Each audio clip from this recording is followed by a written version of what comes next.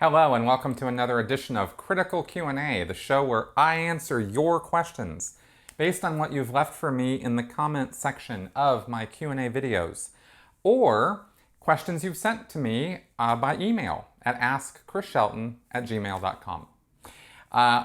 Today, the day you're seeing this, Sunday, is my birthday, so you can all wish me happy birthday.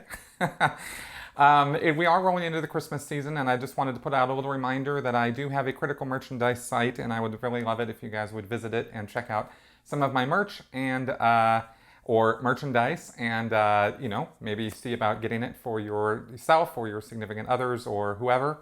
Also, I wanted to remind everybody, because I haven't said anything about this in a while, that I do have a Patreon campaign.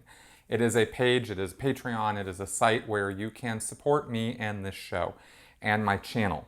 And it is you guys who actually allow this to keep happening, just so you know. So I really, really appreciate all of your support. I do have a lot of great supporters out there, and thank you very much, very, very much for your love. And if any of you are enjoying what I'm doing and you want to see more of it, and you want to see me continue doing this, then consider contributing to my welfare on the Patreon site. All right, so now let's get on with some questions, because we have a few this week, and I think there's some pretty good ones. Jen Danny: I have always viewed high school's most important job as teaching critical thinking skills, but I feel that they have been farther and farther from that as they concentrate on teaching to take a test successfully. What are your feelings on this, and do you think that it is or should be part of public schools' mandate to teach such skills? Well, I know that my own education from my public schooling, I didn't do any private school, I did public school all the way through, and I don't recall particularly learning critical thinking skills as such. In fact, as I've said, I didn't even realize critical thinking was a thing until I got out of Scientology. But I am aware that there has been a lot of changes in the educational system since I was in school. I mean, I graduated high school back in 1987. So I know there's things like Common Core, and there have been adjustments and whatnot. I think that there has been, from what I know, education has been an evolving process every generation for years and years and years. I mean, going all the way back to the 20s and 30s, there were massive changes made in the educational system back then. And so I'm only going to speak in broad terms about this, rather than saying, putting, any endorsement behind Common Core, or saying it's bad or saying it's good. I don't know enough about it to say a whole lot about that. But I do know that in general terms, I very much would like to see critical thinking skills being taught. And by that, I mean really the basics of logic and rhetoric and reason. And critical thinking skills that include talking about what is an idea, what is an argument, not an argument like two people fighting, but an argument like a logical argument. And how do you present one, and how do you think your way through doing that? I think one of the only things that I've seen in my experience with high school, or with schooling in general, that addressed that kind of thinking was like debate club, or that kind of, maybe some speech classes, or some work in English class in terms of analyzing literature, looking for in a way looking for symbolism and looking for the meaning of things, really having to drill down into details on that, and maybe some math skills in a way, in terms of learning certain fundamental rules of how math, not just what is, the operations of math, but why is math that way? How does it really work?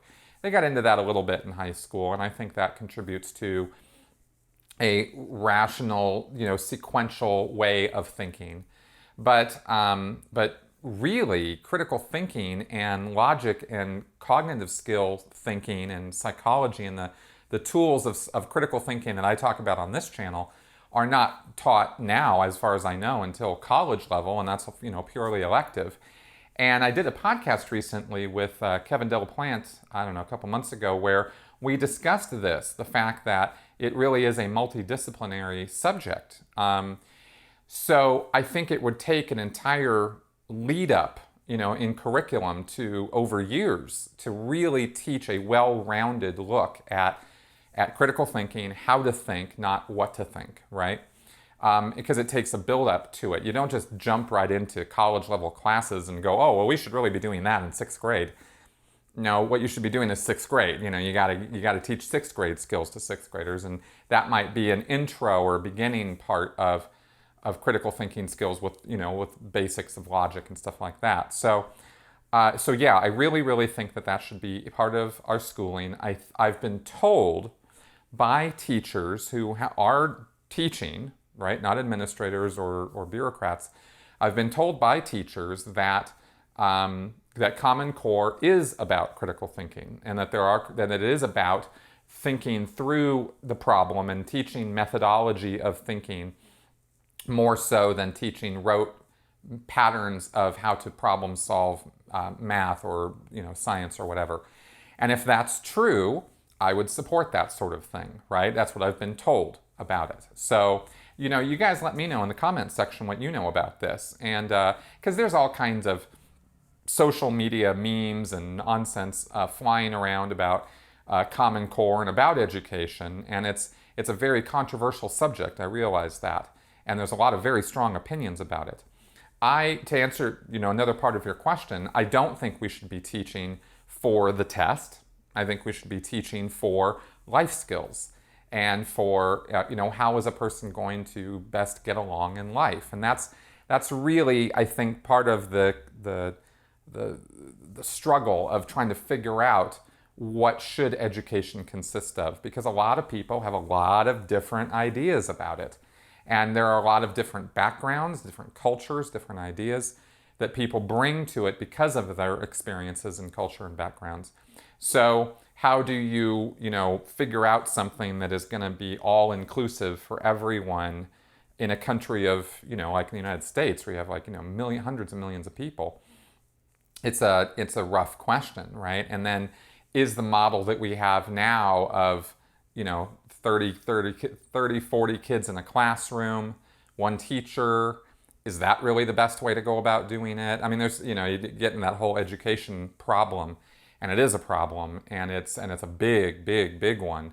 So I'm gonna I opened that can of worms now, but let me put the can back on it, the lid back on that can, because let me just tiptoe back over to critical thinking, and I don't know if we don't get this being taught in schools to our children so that they are able to think, then we are going to have really big problems with our society in kind of the next couple generations. Because the world is changing, and the amount of information that is available to us to think with is so much that we are overwhelmed by it. And that is a new thing because of the internet and because of the proliferation of information. So we need to adapt to this. This isn't the same as 1950 or 1900 or 1850. It's a different world that we're living in. And we need to change with it, and our education needs to change with it. And that's why I say that it's very important that we get up to speed on this as quickly as possible. Penny Mixhow. Recently, we were rewatching your What is Wrong with Scientology series. In, I believe, the first one, you state that your focus and disagreement is with the abusive practices of the Church of Scientology and not with the dogma or technology. I'm wondering now, a few years later, if your viewpoint on that has changed. As I understand it from a lot of things I've read, the technology is the primary instrument of indoctrination, which creates the mental state where mind control is possible. One example, boring, repetitive tasks such as word clearing a passage over and over again because one disagrees with the content can create enough mental discomfort that one will accept a disagreeable dogmatic statement in order to end the boredom. This is a great question, Penny, because the truth is that over time my views on this have changed. And it's been interesting looking back at some of my videos from time to time and seeing a bit of an evolution as I've gone through this recovery process and learning and education process over the last couple of years. peeling off what we call the onion layers. You know, if you look at the Scientology belief system or any destructive cult system as a layer of onions skin, you know, and you get out of that situation and one layer peels off and then there's a whole nother layer and then you're peeling that and then another one and another one. And to this day, that is still happening with me all the time. So in terms of the technology of Scientology, or its dogma, so to speak, yeah, I do have a lot of problems with it. And I've come to learn that there are a lot of things wrong with it.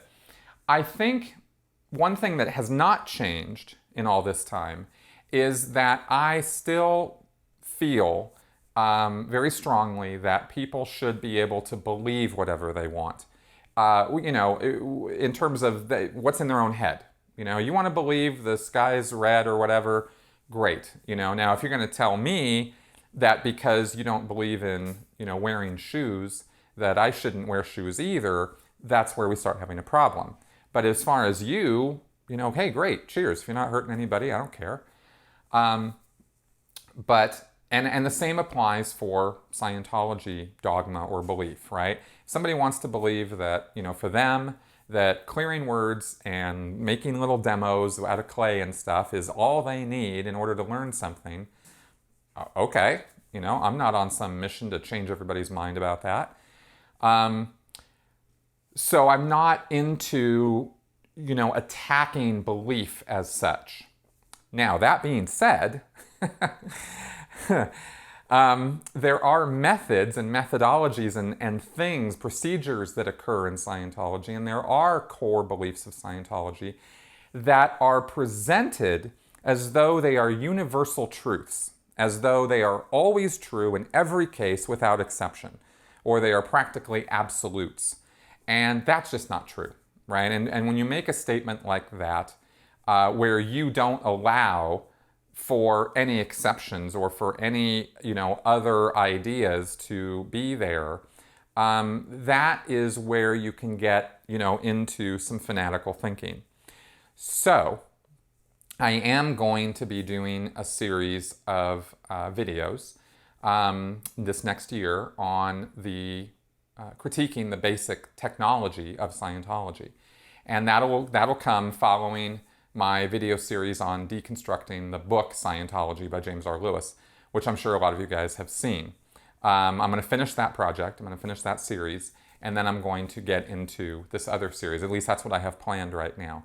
And I think it's going to be a little bit of a series. It'll be like the Deconstructing Scientology series. I'll be taking Scientology, you know, bits and pieces, you know, a video at a time, and breaking them down and looking at where they do work and where they don't work and why, and that sort of thing. And I think that'll be kind of interesting. So, you know, if that sounds at all interesting to you guys, let me know, you know, in the comments.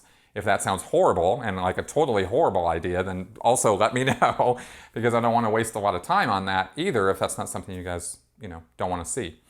But anyway, that is how I will be tackling Scientology dogma, I know it's technology, in the very near future, because I do have a lot of disagreements with some of that technology. Fuzzy Skinner. Do you know what most loyal Scientologists might think about transgender people? I know that Hubbard held a very dim view of homosexuality, but gender dysphoria and related issues were not nearly as widely known in the 1950s, when Dianetics and Scientology's doctrinal prejudices were being established, as they are today. I wonder if LRH was even aware of the existence of trans people. If so, is there an established Scientology position on them? Or would they just be put in the same category as gay, lesbian people, covert hostility, and subjected to the same hypocrisy and abuse? Yeah, the views from the Scientology world about any kind of sexual deviancy, anything that's not straight, you know, Christian minded, conservative, and by Christian I mean like old school Christian.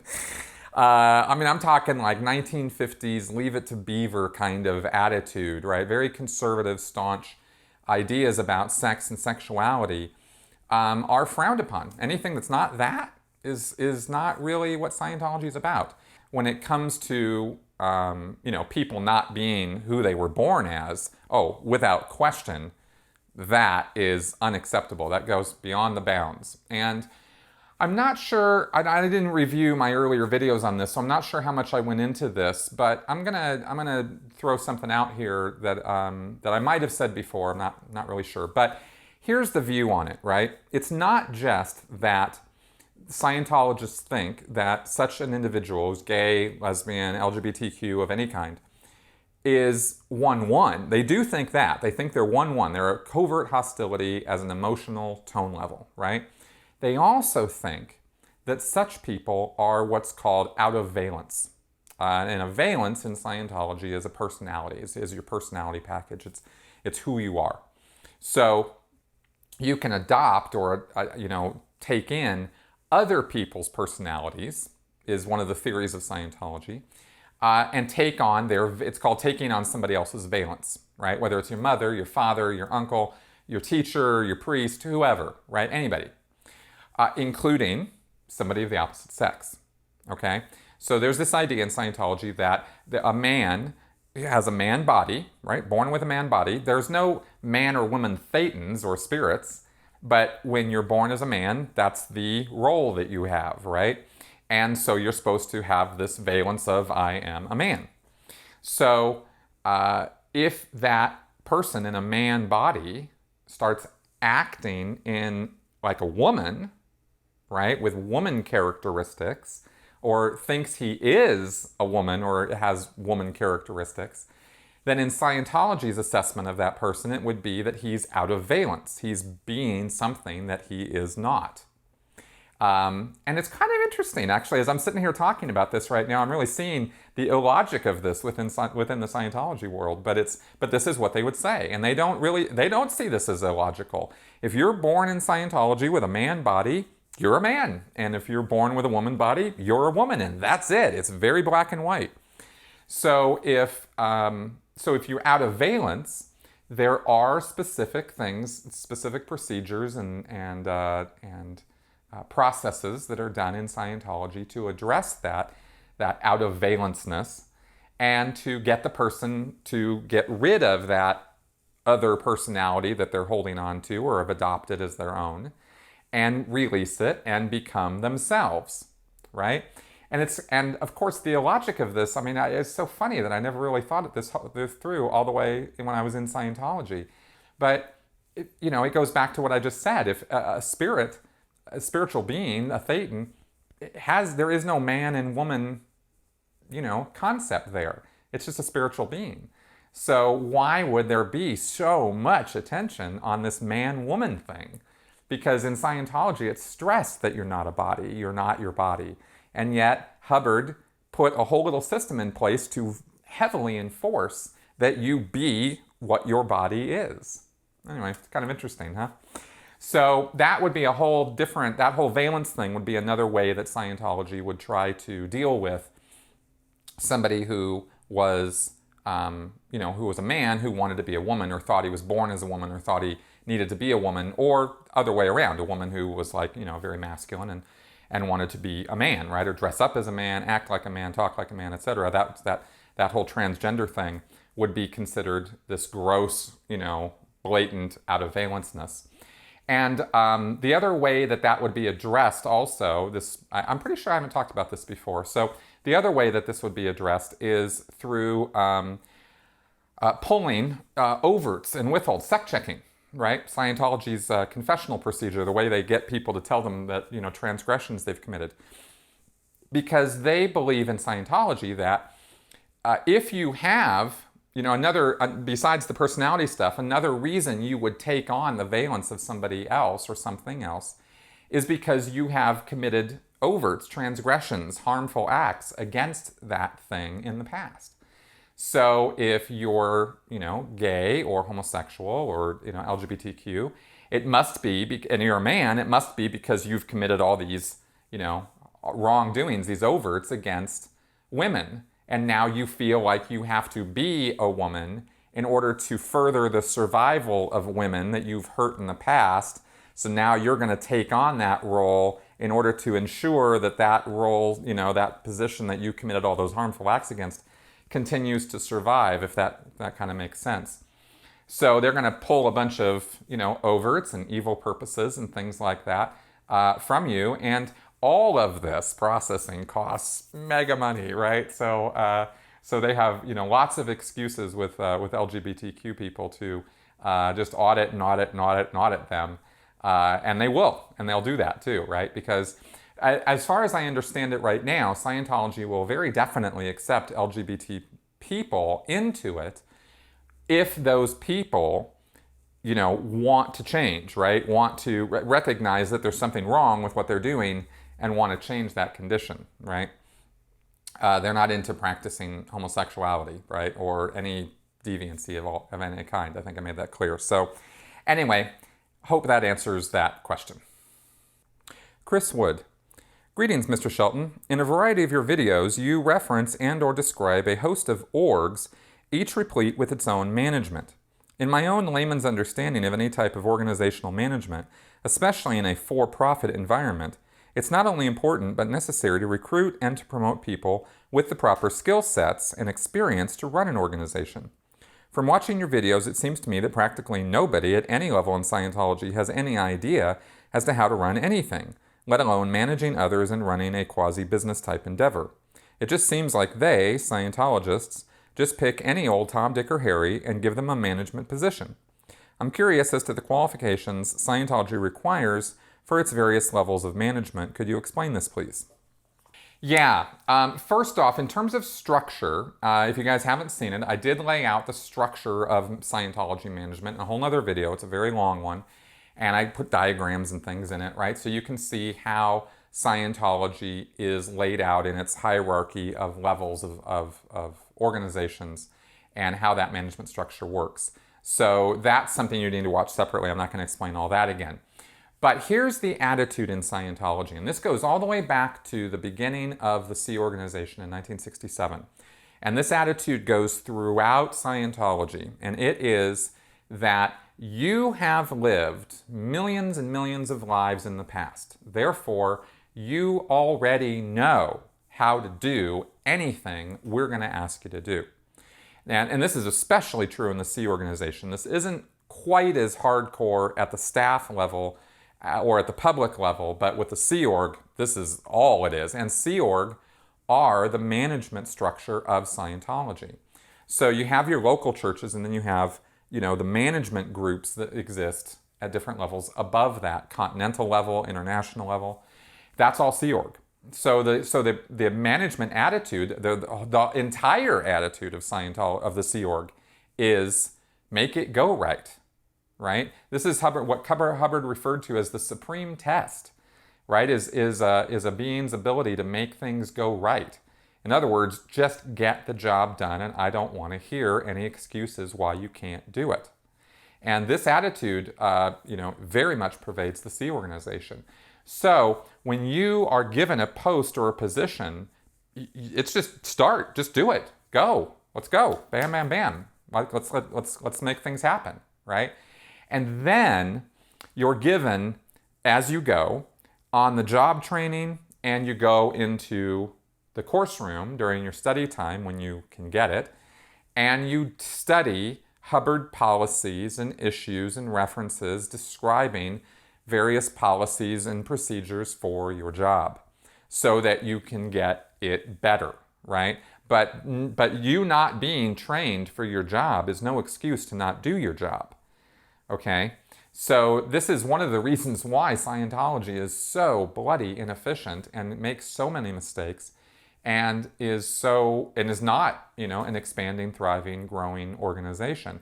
In addition to the fact that the leader, the guy at the top, is completely nuts and is extremely authoritarian and dictatorial. In addition to all of that, there is this problem with all of the management not really totally understanding their jobs. And this was, when I worked at Continental Management, this was a problem because we knew we didn't know how to run an org, and yet we were running the orgs. And very, very few people who are in management have been promoted up from a position where they were running an org. There are some, but not a lot, right? And there were times when some of these organizations were failing and they had to have their executives removed, and somebody from the C organization, from the management level, had to be sent down on a temporary basis to run the show, right? To take over as the executive running the organization. They would send in, maybe a small team of 3 or 4 people to run the organization, sometimes only 1 or 2. Those people didn't hardly ever know what they were doing, and they didn't really do much better of a job than the people who were there before, who didn't know what they were doing, right? So this whole thing just kind of goes, in this sort of vicious circle, in this cycle of somebody gets put onto a post or a position, they do the best they can, they try to get trained for it as fast as they can, they try to work out what to do and how to do it, and then eventually, either sooner or later, they fail, they bomb. And then they get, slapped around, they get taken off that post, and somebody else gets put there. And it's this sort of revolving door sort of situation. Very, very, very few Scientology and Sea Org executives have lasted in their posts or on their senior executive positions for very long. I think I know of less than 10 internationally who have held their position or their post for longer than 10 years, right? It's like that. And of course, after 10 years, you kind of know what you're doing. You've sort of figured it out. But, a lot of guys, they last months, a year or two, and they just can't take it. I was in management for, 8 years. It took me, about 3 to actually figure out what the hell I was doing in running all of the technical divisions of the Western United States organizations, which was my job, right, as management. Overseeing all the courses and the auditing and everything. That took a long time for me to figure out. And when I first showed up there, I was swimming, totally swimming. Didn't have any idea what I was doing. But that's the Sea Org attitude, right? And it is a double-edged sword in terms of what it does to you. It raises your competency. It raises your necessity to do good and do things right and figure stuff out, because you're just thrown on, man, and you better make it work. So you have, you are figuring things out that you never imagined you could figure out.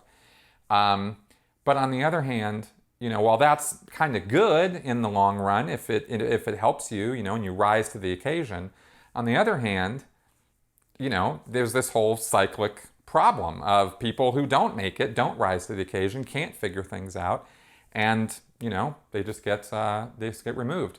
And this all goes back to L. Ron Hubbard. This is not David Miscavige. This is L. Ron Hubbard. This is how he set things up, all the way back to 1967 when he was running things with the Sea Org. And they were sailing around in the Mediterranean and along the English coast and the European coast with people who were on these boats who did not have any sailor training, any idea what they were doing, and they made a total botch mess of it over and over and over again.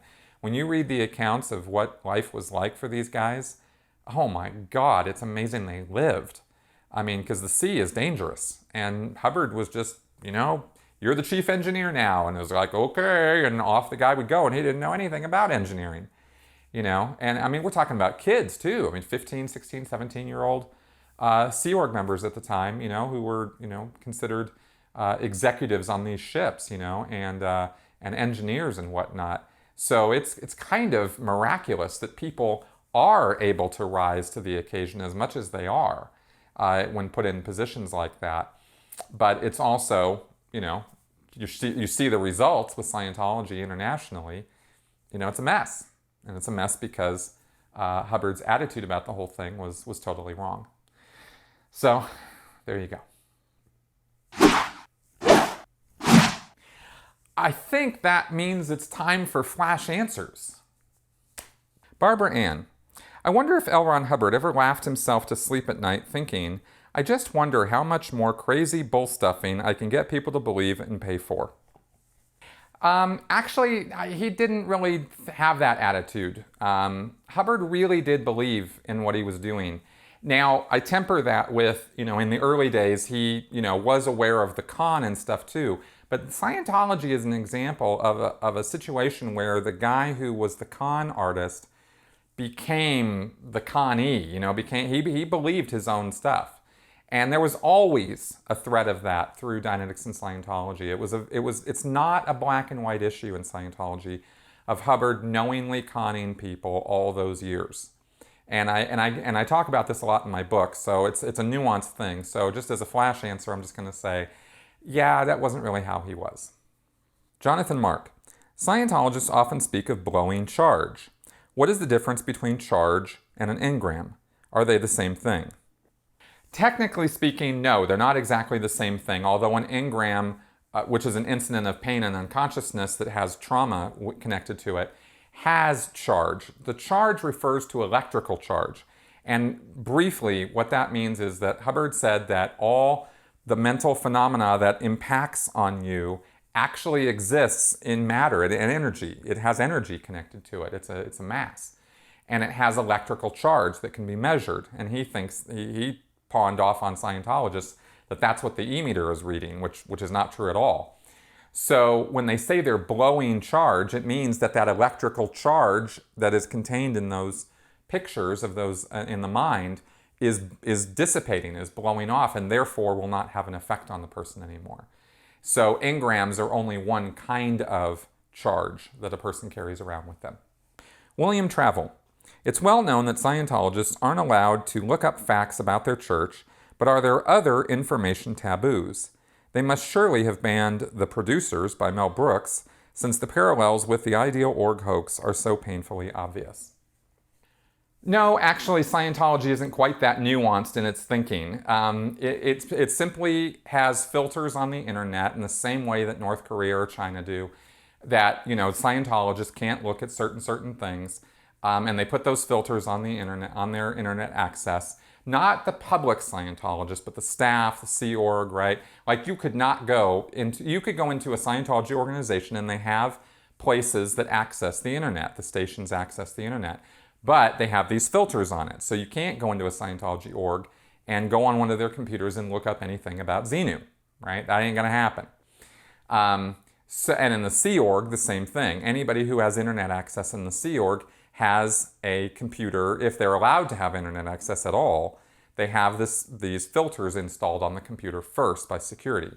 So that's how much they put security on the internet usage. They will say or prohibit that you read certain books, like for example, no Scientologist would be allowed to read my book, or John Atack's book, or Russell Miller's book, or any of that. Or see movies that specifically have anti-Scientology statements in them. That would not be so good, or wouldn't. They would say, yeah, no, don't go see that. What they'd say is they'd have a rumor line in Scientology amongst the Scientologists of, oh yeah, don't see that. That's got N theta in it. Oh, okay, okay. I don't want to have any of that N theta. So that's how they control that sort of thing.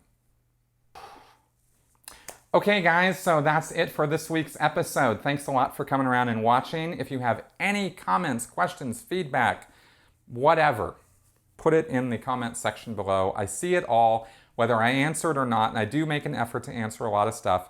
So let me know what you're thinking about the show, how we're doing on this, and any questions, like I said, in comments that you have. Thanks a lot, and I'll see you guys next week.